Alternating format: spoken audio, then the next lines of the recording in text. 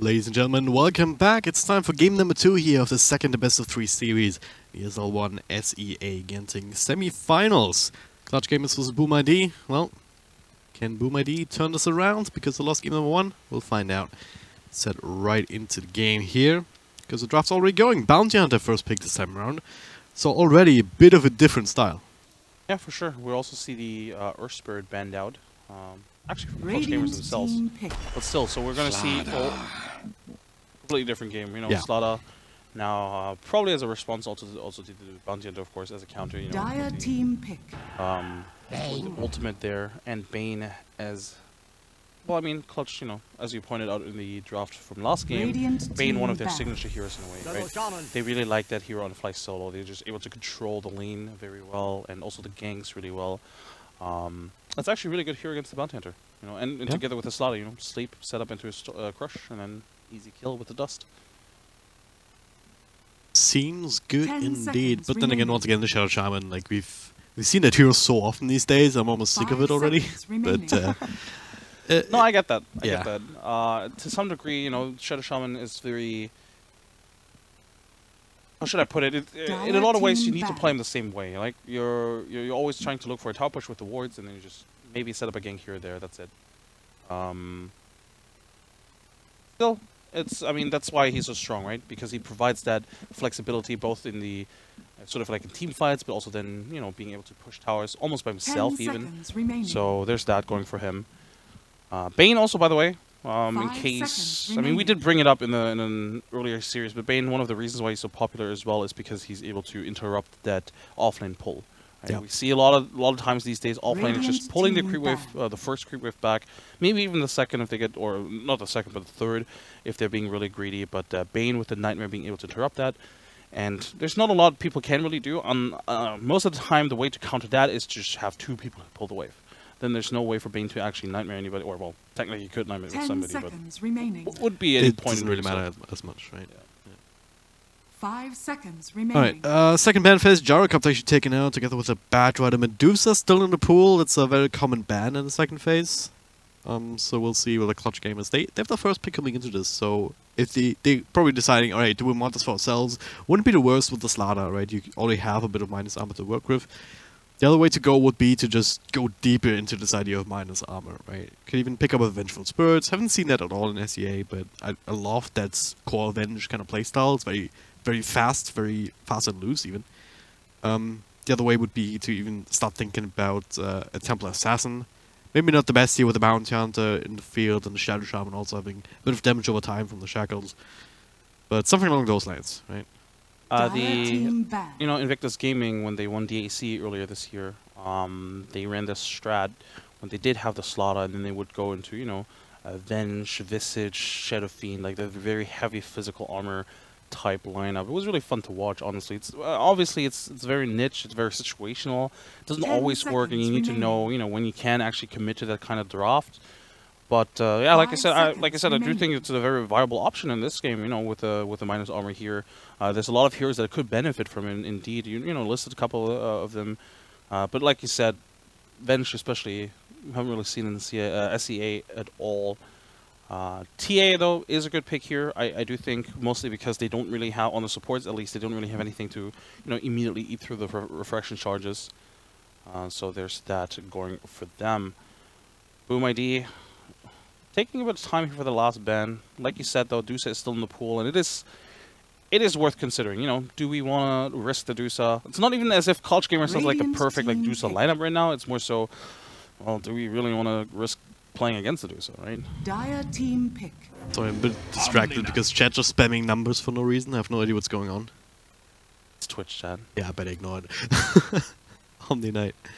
Next pick here for Clutch Gamers. So another familiar face. Also, by acknowledging it, you just made sure that in 5 minutes, when the Twitch chat has caught up, they'll be spamming numbers again. So. Well, hooray. Maybe I want them to spam numbers, right? 5 maybe it's my way of controlling them, you know? But they never realize it. Anyway, they just put a start in the 4 roll, probably the better way to run it here these days, especially with the Bane. So if you then pick up some more self-sufficient laners, you have both of these as a roaming combo. And then you have that Nightmare into the Crush setup that we were talking about earlier. Radiant And team Boom ID, they have to find some sort of solution there. Luna. Yeah, I don't know. It's probably just one of these comfort picks. I don't really see that as Dire a team pick. counter to anything in particular. Phantom Assassin. Phantom Assassin. Alright, that is very, very good with the Slaughter together. It's very, alright, one and done kind of thing. Blink Crush, Corrosive Haze, Phantom Assassin, one deck and die. All the memes coming out of that. 10 seconds. I really like Clutch Gamer's draft thus far. Like you said, there's a lot of synergy here between the 5 Slaughters, seconds remaining. PA. There's a lot of jump potential. You have the Repel to sort of like use aggressively, of course, instead of a BKB. They have a lot of burst potential if they do find a Fiend Script, for example. On the other side, I look at Boom ID's draft, and I'm not a fan of like an early Luna pick at all. I think it's very exploitable, and Luna as a carry, she usually needs to build into tank items first, like defensive items first, right? You see Dragonlance, Hurricane Pike, Manta Style, BKB. Those are like usually the first 3 items that you see in the Luna, none of which actually give her a lot of damage. A lot of time, obviously, you know, you have the Dragonlance and the Yasha or whatnot, but generally speaking, those items are more defensive than anything, and most of the damage at that point still comes out from the Eclipse. And while it is pretty strong in this case, right, PA actually a very squishy core in that regard against magic damage, I am not sure about this Luna pick this early. Yeah, I mean, Luna as a carry is like a very different type of carry. It's not a man fighter like it's a Phantom Assassin. It's a spread damage carry, right? You have the Glaives spread the damage around quite a bit, the Eclipse as well, obviously, and you also give a lot of your damage is also given over to your teammates with the aura. So if you manage to fight together and you stay alive on your entire team, that's where the hero is still really good, even though you don't have these big damage items. But you actually have to get to the point, and up against a draft like Clutch Gamers, even without the Phantom Assassin showing, you know that something like that was going to come ever since the Slaughter got picked up. You don't necessarily have these heroes available because they're just going to die instantly. Dire team ban. That's a good point. Centaur picked up here now by Boom ID. It's not that bad of a line, not that bad of a pickup actually. The ultimate is pretty good against the aggression coming out from Clutch Gamers, being able to disengage whenever need be. And of course, Centaur and Bounty Hunter is a good ganging combo, you know?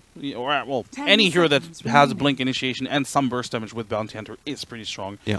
Of course, so going forward, you know, PA has to be pretty careful. There's a lot of burst potential here on this lineup. You know, they have the double-edged sword, not double-edged sword, I forgot what it's called. Double-edged, yeah.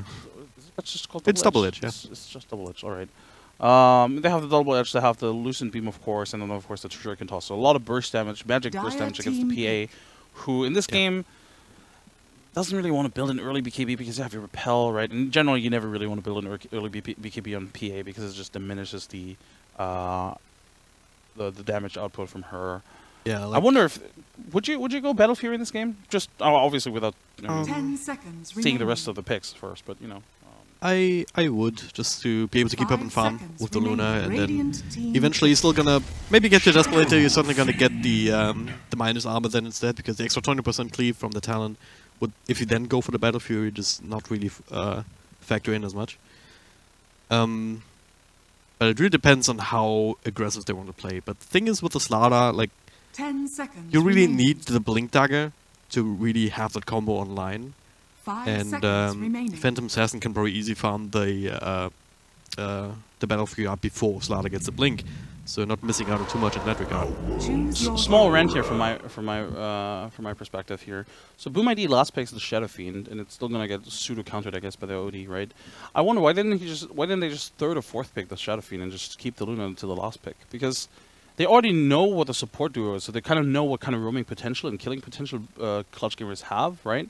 And considering Clutch Gamers has last pick, they're pretty much always going to be able to counterpick whatever mid-hero you pick.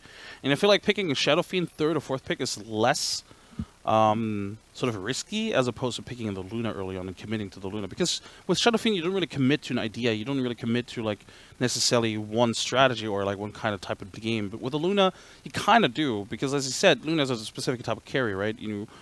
And you need to build certain items, you need a certain amount of time as well first, and I feel like if they had picked the Shadow Fiend first, they wouldn't have shoehorned themselves into this sort of like strategy that they are in right now, and they could have potentially even reacted to the PA pick as well in a better way. And I don't know, I mean, even honestly, even if they had last pick the Luna, it would still favor the Clutch Gamers lineup. Just because I think, well, first of all, it's Clutch Gamers, and they've proven to be the better team already.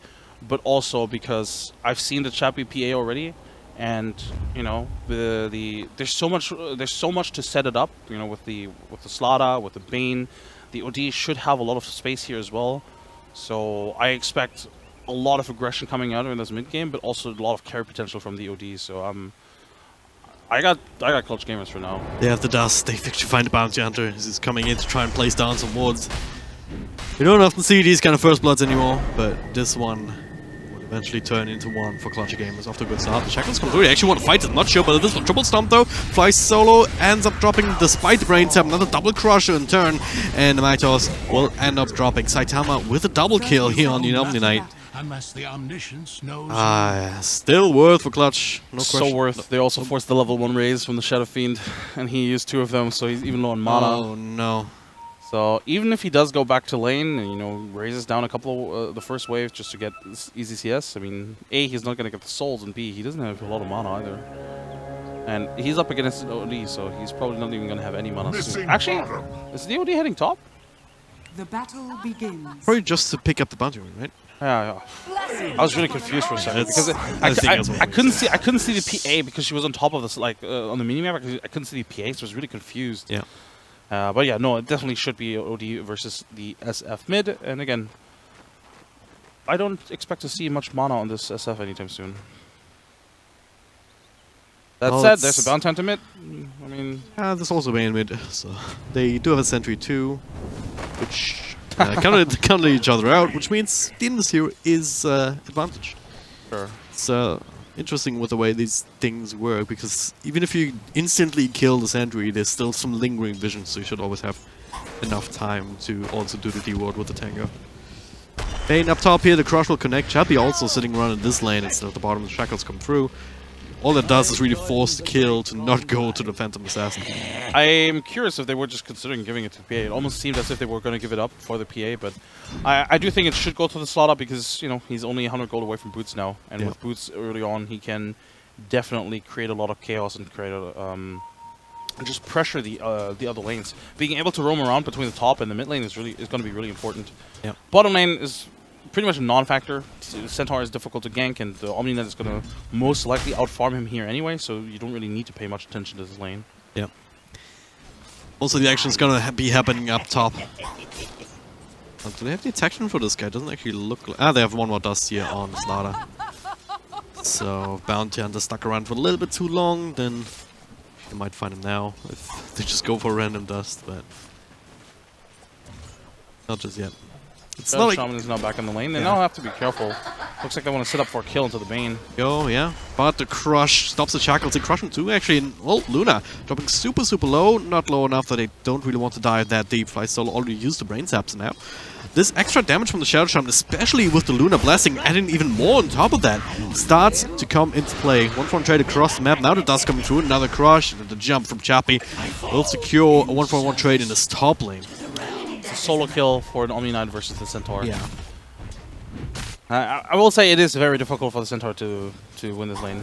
Omni-Knight versus most melee heroes does pretty well, so it's just not an easy lane for the Centaur at all. And the Omni-Knight is also rune control. Omni-Knight. He just got 3 runes, has DD bottled up as well. Oh god. It's not gonna get easier for the Centaur, that's for sure. Don't really want to take the camera away too far from the top lane because they're gonna go again here. Chappie just jumps onto the Shadow Shaman. The only control factor that they have, the Nightmare cancel Shackles. Another Crush on 2. One more time. Try cannot really stick around in front lines here, considering that one more Lucent Beam would probably help finish him off. But part of me still looking for him. This time no more dust. One right click the Crush. No vision for the Lucent Beam here.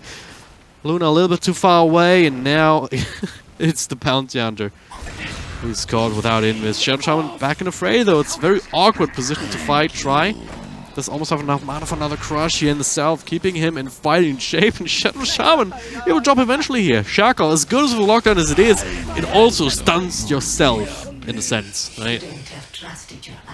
They will trade, but I mean, overall, I mean... It's going to sound weird, but this could have been much worse for It the could be, Dire yeah, side. but I mean, the Shadow Shaman literally just got a kill before he died again, by the way. He just TP'd back and died again. Yeah. So that way he not only did get a little bit of gold, but also the experience. But yeah, overall still, the favor, obviously, you know, the lane very much in favor of the Radiant side. Yeah, Luna might have more a little bit more CS than PA, but of course they're just farming heroes at this stage. Yeah. At least Luna didn't die, but Chappie was the one getting a lot of these kills. 3-0 and 4 on him.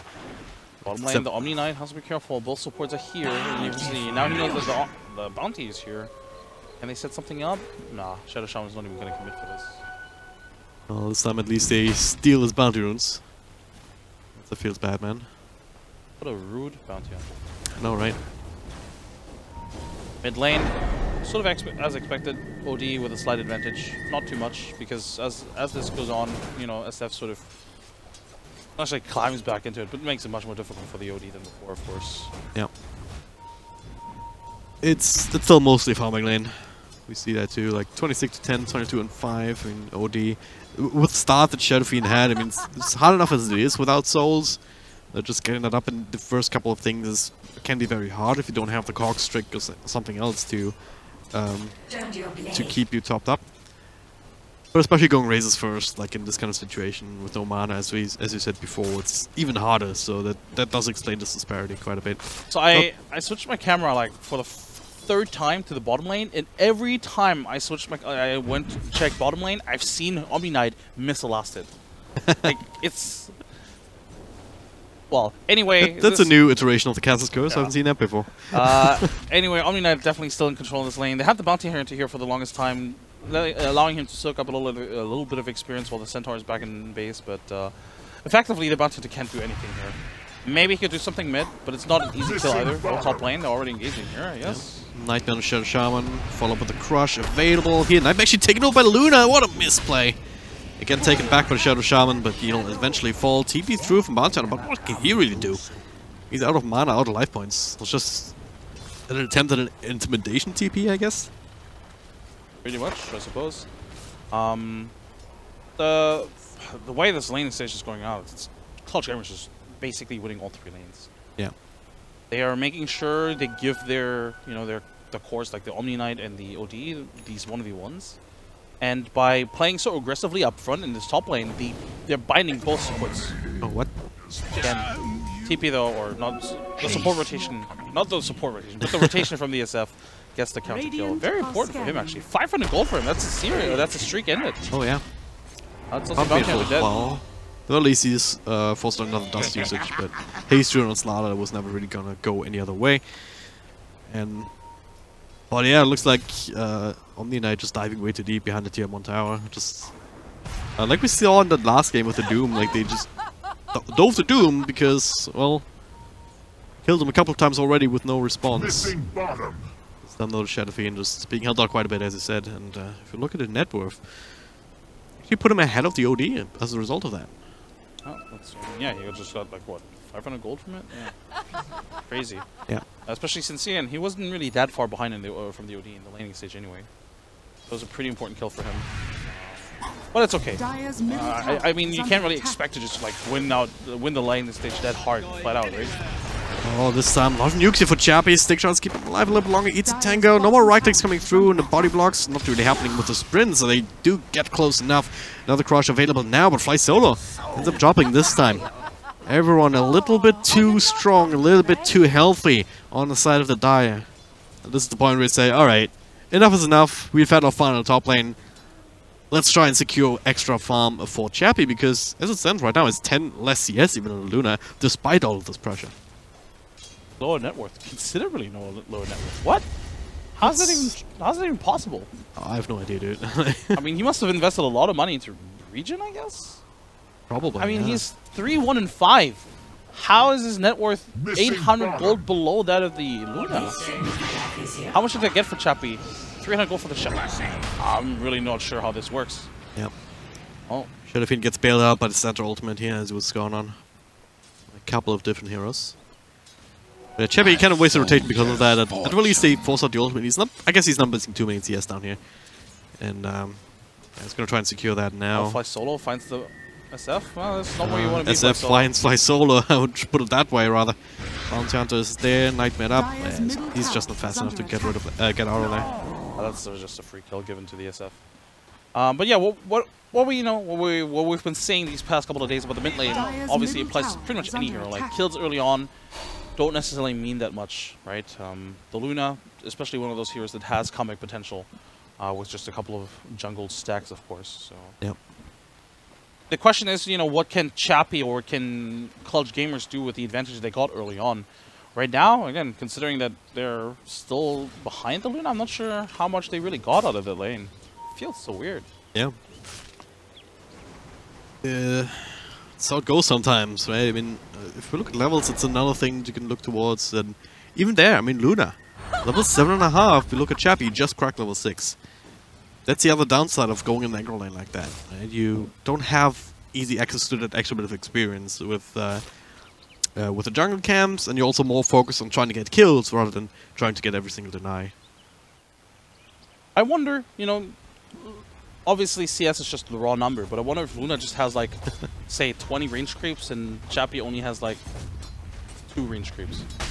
Yeah. That's obviously that makes a huge difference because of how the gold distribution works from the. Well, so far, Clutch Gamers, they've slowed things down a little bit. Again, like they just need to get their basic amount of items twice solo. Right, gets knocked off, but he's invis still grabbed up by Shadow Fiend, which also means that twice solo is dead. That's how it goes sometimes, right? You want to get that rune, but you're just one step too late, and that means you're dead. Another kill for the SF. SF very much leading the net worth chart still. Actually, OD's still pretty close behind, despite SF getting, what, like 2 or 3 kills? Oh, clips being used here. Bit of a taunt, but Chappie comes in with grits, with a punch, another crit. Alright. Omni Knight here, not repelling that off, just taking too much damage in a short duration, but it looks like it. Didn't even see him up there. But they get the counter kill, Chappie making the rotation. Once again, like he played on Klings. Very active, and Phantom Assassin is a hero that can lend itself to that particular playstyle as well. Radiant are scanning. Indeed. OD, they do suspect somebody to be here. And, I mean, for a short time, the Shadow Shaman and Bounty Hunter were here. Dire's top Even use the scan, not gonna find anybody. Dire's structures are right now, it's difficult for them to find kills outside of those outside of that Luna kill or maybe like the support kills, right? Finding a kill in the SF is the dream, but they won't be able to get that. Centaur kills also all reserved to the Omni Knight, it seems. So for now, a bit of a, I say slower early game, even though we have, what, 21 kills in the span of 12 minutes, but, they've been slowing it down a little bit since. Where's Chappie at? He's going towards the Battle Fury. And again, especially with the way that his network has been developing, he needs that just to catch up or get ahead, really. Like, if you look at Luna, he's already done that even pre-Battle Fury. So, that has been repaired already with the extra movements. Especially that kill was a huge factor, I think. Yeah, killing the Luna directly directly makes it so that he catches up quite nicely. I wonder, when do they want to go for the big kill, the SF? Do they ever want to commit for that? Because I feel like you can't just let the Slaughter being harassed down. Yeah. But yeah, I just feel like you can't just let the SF do as he pleases.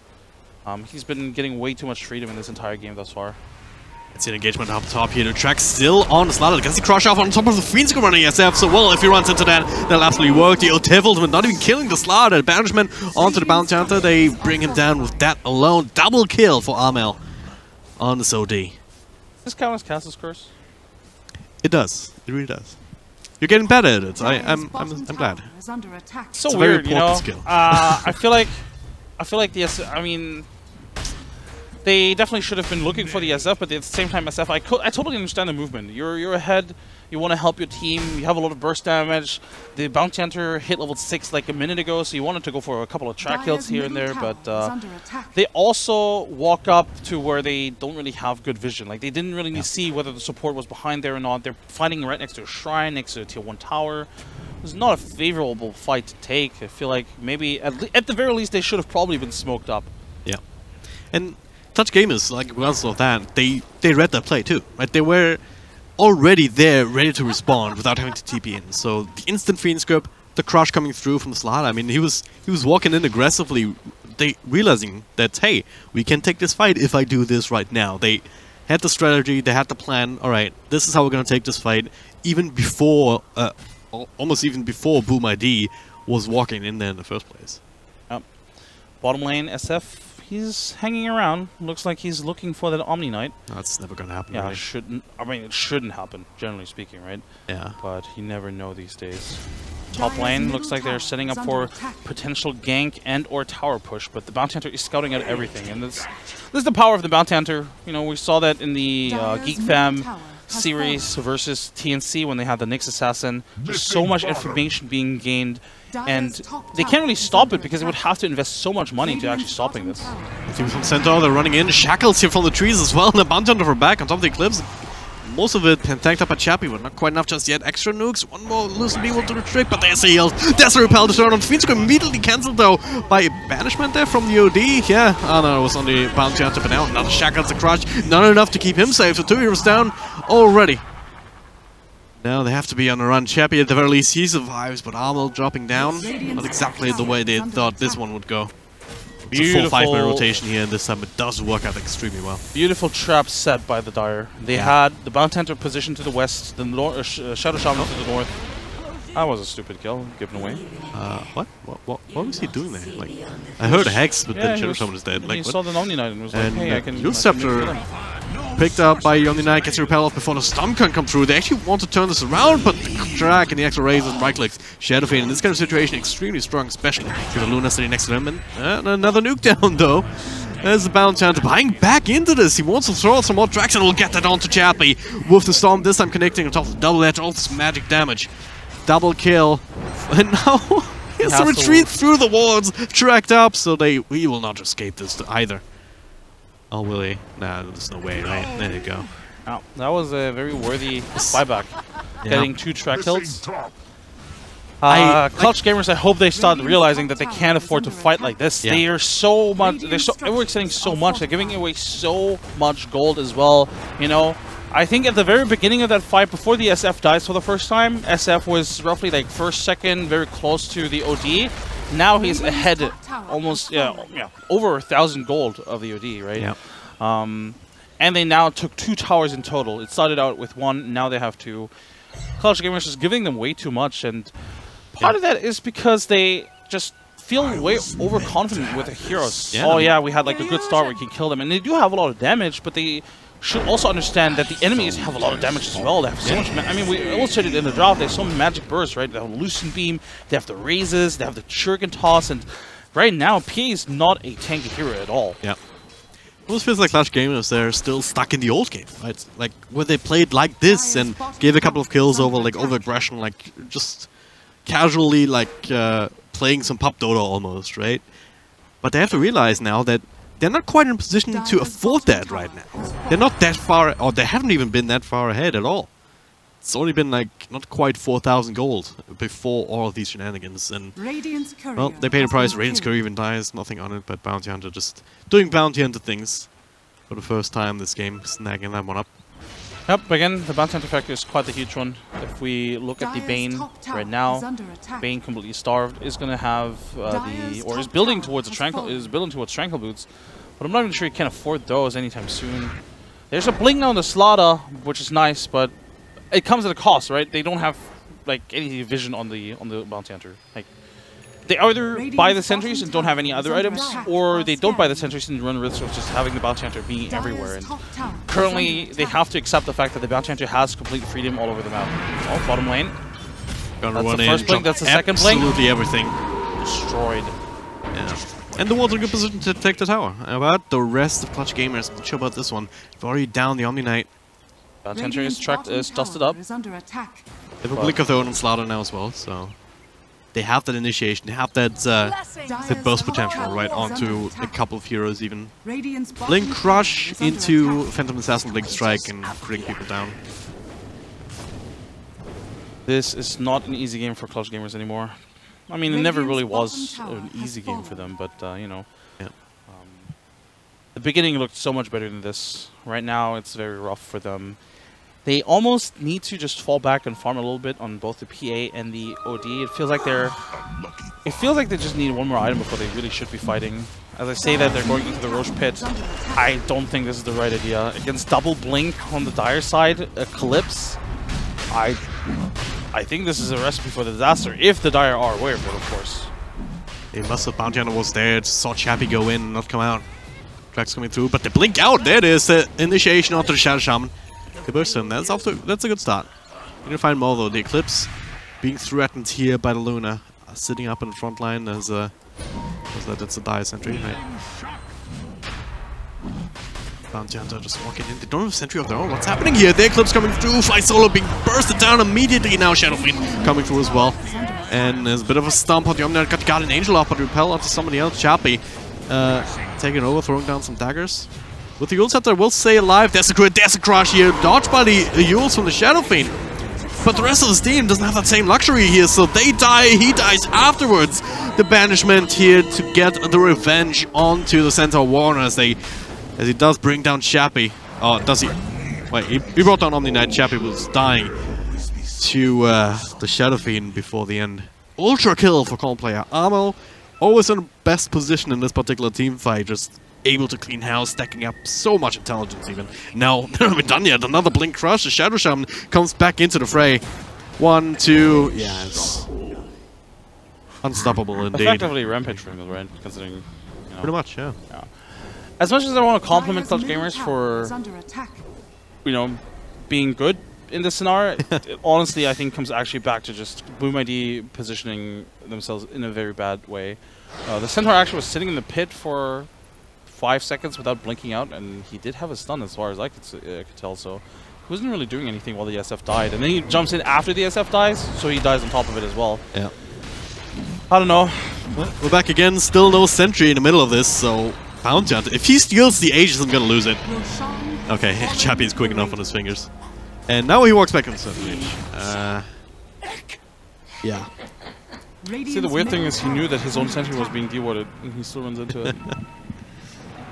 Ultimate just to create some more distance, but Luna might even find her inside the trees here. Well, and they do Blink Crush, Corrosive Haze, Chappie. Oh my god. Yeah, they're not being fooled by this. I mean, they're on top of things right now, but again, I can't help but feel that the Boom ID gave them this opportunity, really, with just very, very bad positioning, getting caught out one by one, not hitting their spells. Again, I called it out. They have 2 Blink daggers that allow them to get into a position where they can just, you know, contest the Roshan, but I don't know. It felt like they didn't really know which angle to approach it from, and then the Shadow Shaman dies first. It's quite a disaster for Boom ID. They're not out of it by any means. They still, you know, they still got decent farm or good farm on the SF and the Luna, but now they're behind the OD, and the PA is soon to catch up as well. And once the BKB is rolling up on the PA, what's going to stop her? That's a good question, and I think the answer has to be not much, really, right? Not for now, anyway. They don't really have good physical damage right now. If you look at the SF, yeah, he's the highest net worth of his own team.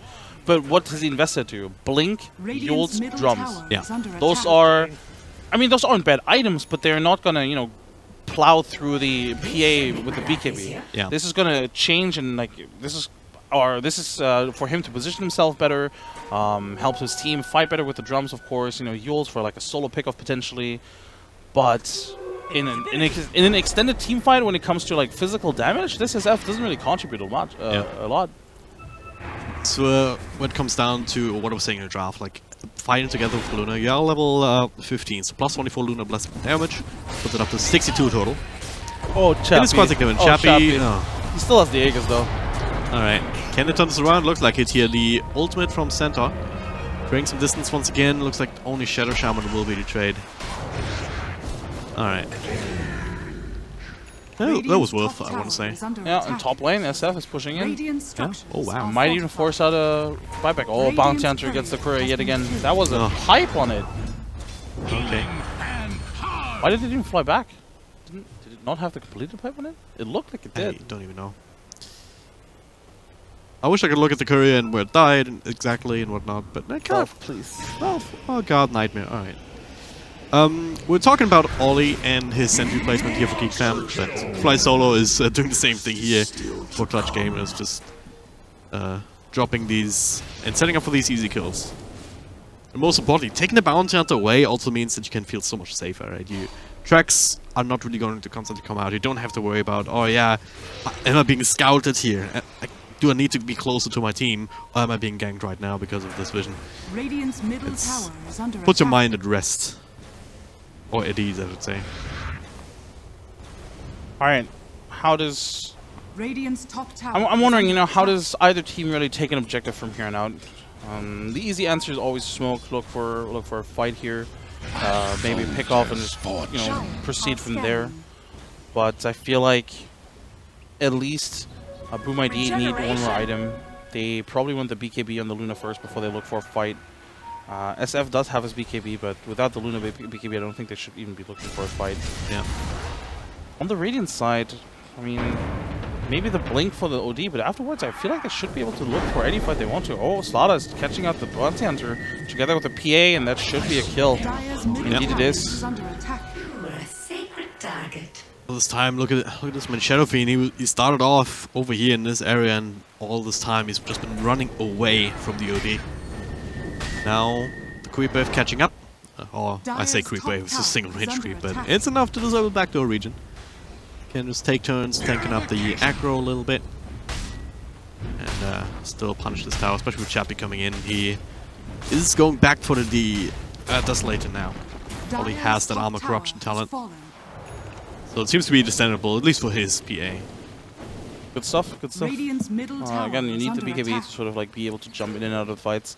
Yeah, the repel is kind of nice, obviously, you know, at the very beginning, but ultimately you need the BKB so you can dictate the timing by yourself. Yeah. There's no coordination needed, really. So this is pretty good. And also this allows the Omni Knight to use the repel on himself in case he ever needs it. Yeah. You usually try to be very... usually you use it very reluctantly on yourself in most scenarios just because, you know, you want to give it to your core, but... it's almost like an Oracle ultimate in that sense. Yeah. Right? Alright, CG. They've caught themselves, right? They were like, alright, let's take the slow. Let's actually not throw this game before we even have it. So, they get enough harm, they're getting the items. And now, Boom ID, they're smoked up. Trying to be a little bit more active and... I don't know, it's as you said, right? If you find one or two isolated targets, which they very well could right now. Calm Player would be really, really big one. He has a BKB of his own. He does have Omni Knight right next to him, so it's not the easiest target to bring down. But Bounty Hunter scouting out that fact. The Hex immediately comes through, the repel, but Omni Knight, that means that he's just dead. Calm Player is looking to turn around, but right click's pretty decent here, not decent enough. Now, the ultimate, the big old crit there from Chappie on top of the Corrosive Haze, and the Fiend's gonna be on a BK beat up. Shadow Fiend, he's just gonna attack just as quickly. This turned around so freaking hard. Omni Knight dies. Finally, didn't die in the initial blast, but it's a full 5-man wipe up against Boom ID. That was, I don't know what to say, honestly. I like the idea, of course, but the Omni Knight's position was just really strong. We had a series, was it yesterday, where Dusa, and you know, I was complaining about the support just not sitting behind Dusa. But this Omni Knight did pretty much what he had to do, just sitting around the OD. In case the gank comes, he just basically repels the OD and hopes for the best, right? So, yeah. This is not looking good for the Dire side. With Chappie knocking on the front door. They won't have to buy back for this, but at the same time, it's really off-court to set up for a defense. Might even have to concede the racks. This later catapult wave there. Armor corruption also works on buildings, so this set of racks has to be just given over. It's not the earliest ever. We're still 27 minutes into the game. It feels like it's a little bit less than that actually, just with a bit of a lull in the action that we had. It's really odd, like you mentioned it earlier. Like so many kills, but it feels like this game just happens in installments, you know. Yep. Phase of like nothing and then just 20 kills in a row almost. I'm exaggerating here, but yeah. Top shrine has fallen. Boom ID though, decidedly on the back foot right now after that disaster. I wanted to think right now. No, SF did get to use his BKB. He did get to use his BKB. Yeah. So I think the BKBs didn't matter because Luna used the BKB.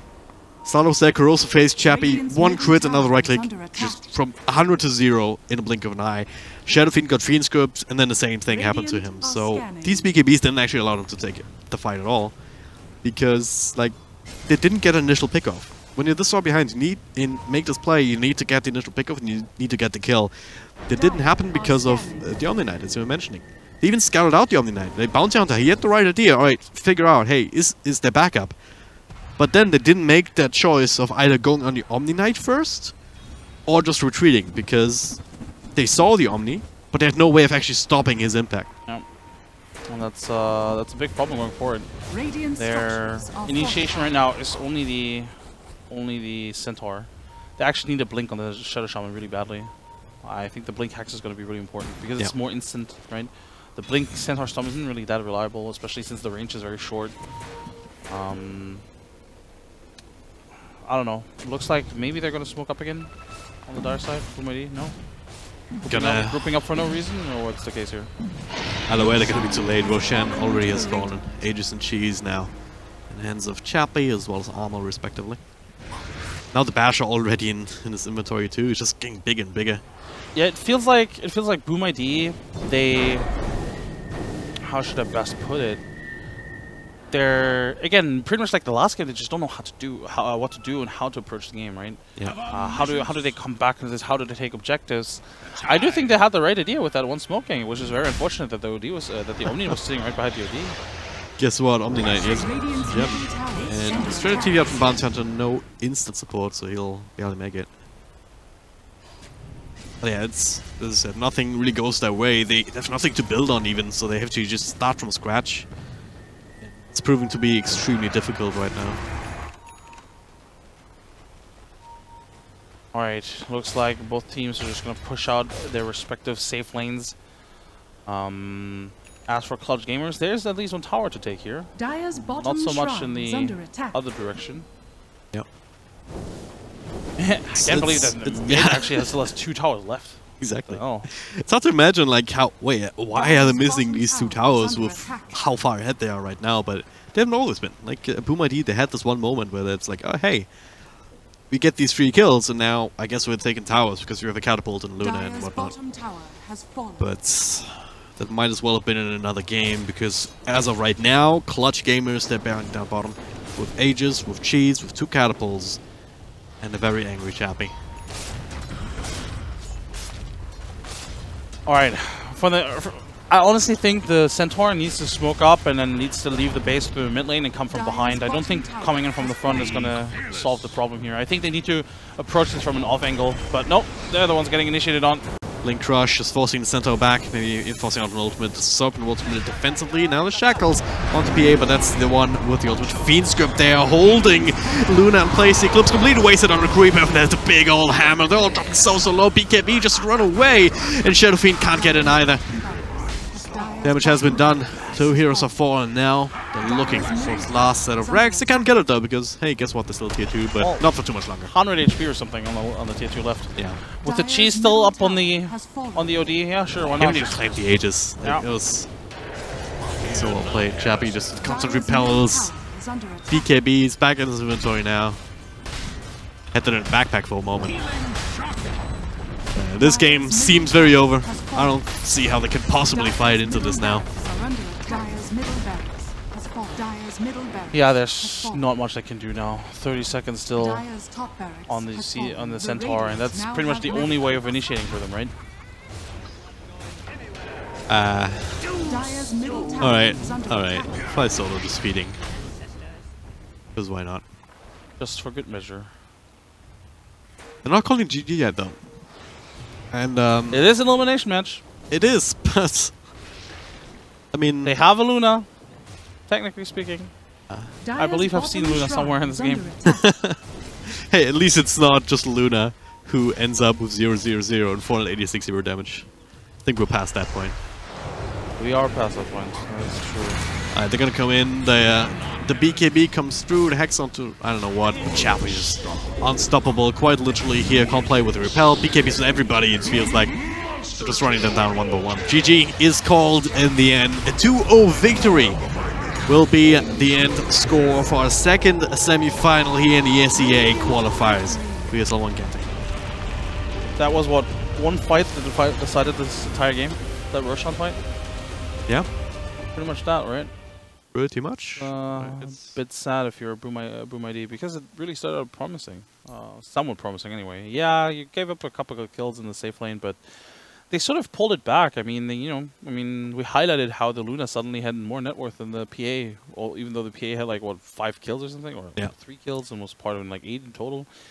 Very unfortunate indeed. But Boom ID, I think there's no doubt in anybody's mind that Boom ID were definitely the worst team, or the Clutch Gamers were the better team today. Yeah, let's just put it that way. That's a nice way to put it. Let's just put it that way. Clutch Gamers were the better team today. Yeah, 100%. I mean, nothing else to add there. I mean, 2-0. Like they've had some, like we were talking about it in relation to GeekFam throughout this entire tournament. They have shown some signs of weakness. They have shown some sloppiness. Like, I guess that's the best way to put it, where they just say, hey, we're ahead, we can do this. Like, in game number 1, it didn't really matter because they were 20k ahead anyway. In game number 2, they made the same kind of plays when they were not, and that almost cost them quite a bit here. Boom ID, if they were able to convert that into more, then this game looks different. As it stands, they weren't able to do that. Clutch Gamers, again, still wins 2-0. That does mean that they're gonna be up against TNC tomorrow in the best of 5. Should be good. It should be good indeed. Quick, since we're not casting that, unfortunately, quick pick. Who do you have for that? Like, it's very hard. It's very not hard. an easy pick. It's like a 60-40 TNC, I want to say. Maybe 65. Yeah, I would have said that. Yeah, 65 sounds good. Maybe 70. I do think that Clutch Gamers have a chance, but TNC, I think across the board, is a more consistent team. Yeah, we've seen also weaknesses from TNC today, but I do think that Clutch Gamers have made more fundamental mistakes in the series that we've cast from them. So going forward, I do believe that TNC is the favorite team, but that will be played out tomorrow. I believe. Actually, I shouldn't give out any timings. Just check out the schedule at joindota.com. How about that? Good one. But it's going to be at 7 o'clock. Yeah, so we're starting at the normal start time for the SEA coverage. Yeah, for the SEA coverage. So it's 7 a.m. Central European time. That'll be Braxton Chain bringing that to you. Yeah. Speaking of Braxton Chain, they got CIS coverage for you coming up in... Indeed. 3 hours. 3 hours? Yeah. Roughly, yeah. So they'll be back with that on one of these Join Dota channels. We've also got EU later. For CS, we've got some good matchups too. Na'Vi versus Team Spirit. Excited for this one. Probably gonna hang around to watch. And then Team Empire versus Gambit. I mean, I love CS Dota, so I'm a bit biased in that regard. But those are some pretty good games. Dragon, how about you tell the viewers what's coming up for us next? What are we casting? For us, I have no idea. We're casting an A actually. Yeah, I know exactly what we're casting. Complexity versus Leviathan is the first matchup. Second one, VGJ Storm versus Immortals. Pretty. I think going into that bracket, most people expected these 4 teams also to make it. They were also the Tier 1 invites, right? So they were seeded into the second round. But yeah, for very good reason, because the other teams didn't look competitive at all. Oh yeah. So yeah, should be good. I mean, you know, I've been, you know, you have your CIS bias, I have my NA bias. You know, I love me some NA Dota. I remember... I brought you the Complexity shirt this morning, but you also had the promo code BSJ lying around the room. I was hoping you would get that one. I only sent you a message, get me a shirt, but I was hoping you would get me the promo code BSJ one. Well, the Complexity one was lying on top of it, so alright. I was too lazy to actually shift it around. No, but I remember in 2013 when it was, you know, first casting, really, one of the first regions I cast was NA. NA always had the most exciting games back then, and you know, there was like the up and coming region back then, right? So that was really exciting to watch. But yeah, should be good. But I believe that is it for us now. Yeah, NA won't start for a while. It's 2 a.m. Central European time. 14 hours from now. 14 hours from now. Right. I can't do math. Again, stick around for the CIS coverage. I believe that is on ESL_Dota Blue, because right during CIS, it's also Europe coming up with Gareth and Lacoste. That's also some good matches, actually. Yeah. Like, we have some great Dota coming up towards the end of the finals. OG versus Penta. Unfortunate that Penta got a Yeah. def win yesterday because Mousesports just didn't want to play, apparently. Yeah, I don't know what that was about. Like, Mouse No Sports, idea. they've been up and down with this Greek squad. Like, at Finham, at the Boston Major, was the really high point, and then it's been, like, a big old waveform, I Yep. feel like. Yep. And, yeah, they're just dropping out with default loss. Penta Sports, though, they've been, like, tier 1.5, I like to call it, where just, they've got to some lands, they've made it to the Rock Masters in Kuala Lumpur just recently. Well, supposedly, though, they're playing without 9. Yeah, that's the one thing that I'm worried about, because him and Oliver, they've been the clutch players. Beasts, absolute beasts. Yeah. And I mean, to put it into perspective, for those of you who don't necessarily watch these kind of like quality matches, but I think Penta has given Kinguin a run for their money in most of these online qualifiers. Like, they've been very much on par with one another, and we've seen Kinguin what they can do now on LAN, and I truly, before I heard about the 9 thing, I did believe that once Penta would go to a LAN, we would see a similar growth from them that we've seen from Kinguin now. But obviously, if they are indeed going through roster changes, then that's a bit of a shame, of course. yeah, that might just bite them in the ass up against OG, who've been they've had the slump, but Yeah, they're back right now. So, they look to be very much back. yeah, and the other matchup after that will be Planet Dog versus Team Kinguin. Lots of talking good about Dota them. today. Absolutely. So Qualifier is shaping up. At the beginning it was a little bit slow. We had a couple of no-name teams here and there just trying to be like the underdogs. Did we have a good underdog story at all? I guess if anything, it's Clutch Gamers going from the first bracket to the finals, right?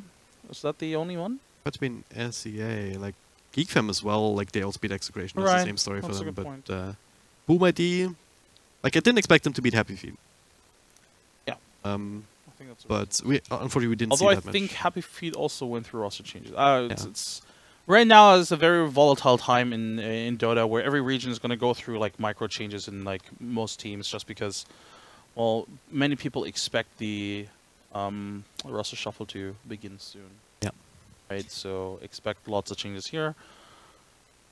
For all those viewers who don't care about that and just want to watch some good dotes, again, stick around. Yeah. Not necessarily on this channel. A little bit less than 3 hours, but again, as you said, check out joindota.com. You stick around for those 3 hours, 3-hour music stream. Yeah, why not? Pretzel Rocks, that's what I'm using.